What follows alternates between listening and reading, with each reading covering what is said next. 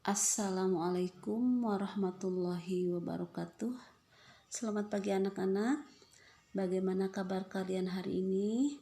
Mudah-mudahan kita semua dalam keadaan sehat walafiat. Untuk keberkahan pembelajaran kita hari ini, mari kita buka dengan membaca basmalah bersama-sama. Bismillahirrahmanirrahim. Anak-anak, hari ini di materi pembelajaran bahasa Indonesia kita akan mulai membahas materi tema 8. Kalian persiapkan terlebih dahulu bukunya, buku bahasa Indonesia, kemudian buka halaman 105 dan selanjutnya ya. Kita akan membahas materi di materi 8 tersebut. Di awal pembelajaran kita akan belajar bagaimana membandingkan karakteristik teks puisi dan teks prosa ya, membandingkan karakteristik puisi dan prosa. Karakteristik disebut juga ciri-ciri ya. Nah, setelah pembelajaran ini Ibu harapkan kalian bisa mengetahui karakteristik atau ciri-ciri dari puisi, kemudian mengetahui karakteristik atau ciri-ciri dari prosa, dan yang ketiga bisa membandingkan perbedaan dan persamaan antara prosa dan puisi ya. Demikian. Nah, untuk selanjutnya kita lihat terlebih dahulu apa itu puisi ya. Ini materi puisi ini sudah kalian pelajari sejak kalian kelas 1 juga ya, sudah belajar mengenai puisi, tetapi di kelas 6 itu akan digali lebih dalam lagi mengenai puisi ini. Dan kita akan membandingkannya dengan prosa nantinya ya. Nah, puisi merupakan karya sastra yang terikat baris, bait, rima, dan irama, serta disusun dengan pilihan kata yang membangkitkan imajinasi ya. Jadi puisi itu karya sastra yang terikat, ada baris, ada bait, ada syarat-syarat pembuatan puisi itu ya. Dalam satu baris itu ada berapa suku kata dan sebagainya ya. Itu yang dimaksud dengan puisi. Nah, kemudian ciri atau karakteristik puisi yang pertama, memiliki rima dan irama. Rima adalah akhiran kata pada akhir baris atau larik puisi. Sedangkan irama adalah intonasi atau tinggi rendahnya nada dalam membaca puisi. Nah, kemudian ciri yang selanjutnya, memiliki makna kiasan ya. Makna kiasan itu adalah makna yang bukan makna yang sebenarnya atau makna konotasi ya. Nah, kemudian karakteristik puisi yang selanjutnya, memiliki amanat. Amanat itu pesan moral yang ingin disampaikan oleh penulis kepada pembacanya. Nah, kemudian karakteristik puisi yang kelima, pilihan kata yang imajinatif, yaitu membuat pembaca membayangkan sesuatu. Itu yang dimaksud dengan imajinatif. Nah, sedangkan karakteristik prosa yang pertama, memiliki alur cerita. Alur cerita itu jalan cerita dari sebuah tulisan.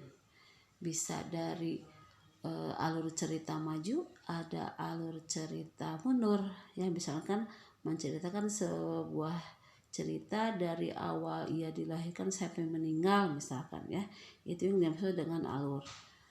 Nah, kemudian karakteristik prosa yang kedua, adanya tokoh dan penokohan. Tokoh adalah orang yang berperan dalam sebuah cerita ya, sedangkan penokohan itu adalah watak ya. Watak atau sifat yang dimiliki oleh tokoh dalam cerita. Kemudian karakteristik yang selanjutnya, adanya latar. Apa itu latar? Latar adalah tempat, waktu, dan suasana yang terjadi dalam sebuah peristiwa. Kemudian karakteristik prosa yang terakhir adalah memiliki amanat. Seperti yang sudah kita sebutkan tadi, bahwa amanat adalah pesan moral yang ingin disampaikan kepada pembaca. Nah, itu ya anak-anak mengenai karakteristik atau ciri-ciri dari puisi dan prosa. Nah, kemudian prosa itu dibagi menjadi 2 bagian. Yang pertama, prosa fiksi, ada prosa non-fiksi. Apa itu prosa fiksi? Prosa fiksi itu berdasarkan hayalan, sedangkan kebalikannya adalah prosa non-fiksi. Prosa non-fiksi ini berdasarkan informasi yang faktual, jadi cerita yang sebenarnya ya. Nah, contoh prosa fiksi yang pertama, dongeng. Apa itu dongeng? Dongeng itu cerita hayalan masyarakat zaman dahulu. Nah, kita lihat contoh-contoh dongeng. Yang pertama itu adalah mitos ya. Mitos itu cerita tentang hal gaib. Contoh dari cerita mitos ini adalah cerita Ratu Pantai Selatan misalnya ya. Nah, itu cerita yang berhubungan dengan hal-hal yang gaib, dinamakan mitos. Contoh dongeng yang kedua adalah legenda.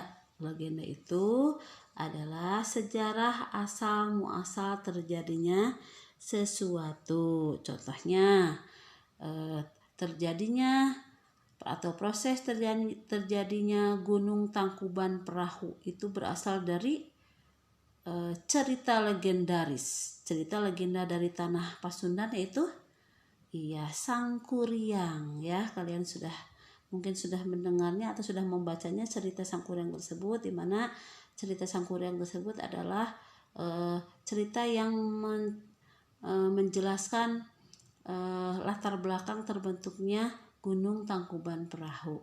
Nah, itu yang dimaksud dengan cerita atau dongeng legenda. Kemudian ada dongeng yang berbentuk fabel. Fabel ini tokohnya adalah hewan ya, bercerita tentang kisah yang tokohnya diperankan oleh hewan. Nah, contohnya ada cerita si kancil dan buaya ya, kemudian antara banyak lagi ya contoh dongeng yang berbentuk fabel ini yang tokoh-tokohnya diperankan oleh hewan. Nah, kemudian contoh dongeng yang selanjutnya adalah sage. Apa itu sage? Sage itu berkisah tentang pahlawan, keberanian, dan kesaktian. Nah, contoh dari cerita sage ini adalah misalkan contoh kisah Calon Arang ya. Itu berisikan tentang kisah pahlawan, keberanian, dan kesaktian.